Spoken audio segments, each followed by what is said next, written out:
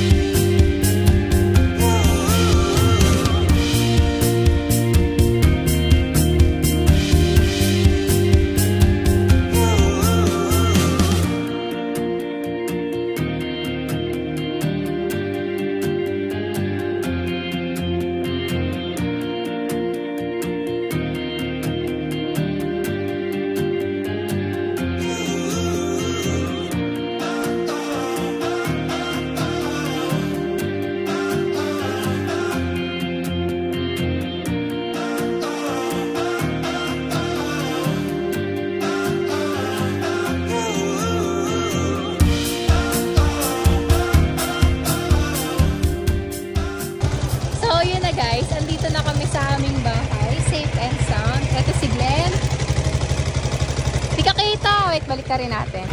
Thank you, Glenn! Uwi ka na? Pakapi ka muna. Papakapi pala muna ako. O, sige, wait lang.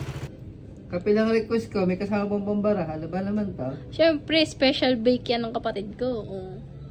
Diba? Masarap ba? Hindi na ako bibili ng cake sa labas. Dito na naman papagawa. Wow, talaga lang ah. Kung maliligaw ulit dito. Ayun lang. Thank you, Glenn!